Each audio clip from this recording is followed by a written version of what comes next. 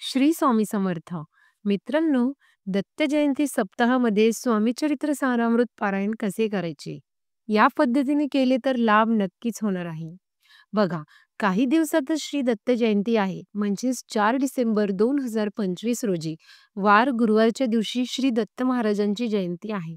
आणि दत्त जयंती आली की भरपूर स्वामी सेवेकरी, दत्त सेवेकरी पारायण करतात.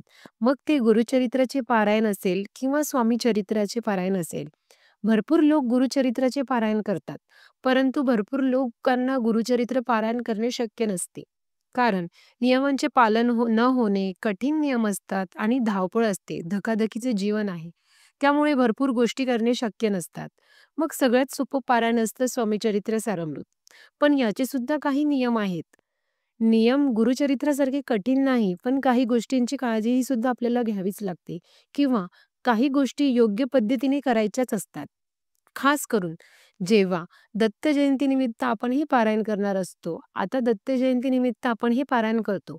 तेव्हा हे पारायण केव्हा सुरू करावे आणि केव्हा संपवावे याबद्दलच आपण आजच्या ह्या व्हिडिओमध्ये जाणून घेणार आहोत. तर 4 डिसेंबर 2025 वार गुरुवारच्या दिवशी दत्त जयंती आहे. तर आपल्याला हे पारायण अशा रीतीने करायचे आहे, की आपल्याला पारायणाचा शेवटचा दिवस हा 4 डिसेंबर दत्त जयंतीच्या दिवशी असला पाहिजे. म्हणजेच या दिवशीच आपलं पारायण संपायला पाहिजे. मग आपण स्वामीचरित्र सारामृत हे पारायण केव्हा लावायचं? तर हे पारायण आपल्याला लावायचं आहे 28 नोव्हेंबर शुक्रवारच्या दिवशी. 28 नोव्हेंबर शुक्रवारच्या दिवशी पारायण सुरू करायचं आहे. 4 डिसेंबर गुरुवारच्या दिवशी पारायण संपवायचं आहे. आता अध्याय कसे वाचायचे? तर तुम्ही गुरुचरित्रासारखं पहाटे उठून हे वाचायचं नसतं. तुम्ही सकाळी वाचू शकता, दुपारी, संध्याकाळी केव्हाही वाचू शकता. फक्त 7 दिवस नॉनव्हेज खायचं नाहीये. आपल्याला व्यसनसुद्धा करायचं नाहीये. साधं सरळ शाकाहारी जेवण खायचं आहे. 2 टाईम नैवेद्य दाखवा, 2 टाईम जेवण करा. खाली झोपायचं नाही, चटईवर झोपायचं नाही, असे कुठलेही नियम नसतात. जसं आपण आता आहोत तसेच राहायचं.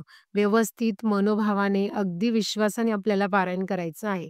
पारायण करताना काही अडचण, समस्या, मासिक धर्म स्त्रियांचा किंवा सुतक आलं, तर मग पारायण कोणाकडून तरी आपल्याला पूर्ण करून घ्यायचं आहे. फक्त हाच एक नियम आहे. आता अध्याय कसे वाचायचे? तर 28 तारखेला तुम्ही पारायण सुरू केलं, तर त्या दिवशी 3 अध्याय वाचायचे. दुसऱ्या दिवशी 3, तिसऱ्या दिवशी 3, चौथ्या दिवशी 3, 5व्या दिवशी 3, 6व्या दिवशी आणि शेवटच्या 7व्या दिवशी 3. तुमचा 4 डिसेंबरला असलेले आपल्याला रोज 3-3 अध्याय वाचायचे आहेत. तर 7 दिवसात 21 अध्याय पूर्ण होतात. आणि स्वामीचरित्र सारामृत हे 21 अध्यायांचे पारायण आहे.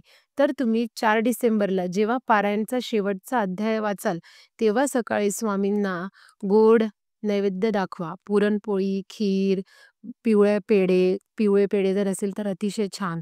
पिवळे पेढे तुम्ही आणून गोड नैवेद्य दाखवू शकता आणि तुमचे पारायण त्या दिवशी संपवायचे आहे. साध्या सरळ पद्धतीने अशा रीतीने पारायण करा. तुम्हाला या पारायणाचे फळ नक्कीच मिळणार आहे. आता दत्त जयंतीनिमित्त आपण भरपूर काही सेवा महाराजांची करणार आहोत. तर त्या सेवेमध्ये तुम्ही हे असे दररोजचे 28 नोव्हेंबरपासून 4 डिसेंबरपर्यंत रोज 3-3 अध्याय जर वाचले, तर 4 डिसेंबरपर्यंत तुमचं एक पारायण पूर्ण होतं आणि जर तुम्ही अतिशय श्रद्धेने जर हे पारायण केलं, तर तुम्हाला त्याचं फळ नक्कीच मिळणार आहे. माहिती आवडली असेल तर लाईक, शेअर करा. श्री स्वामी समर्थ.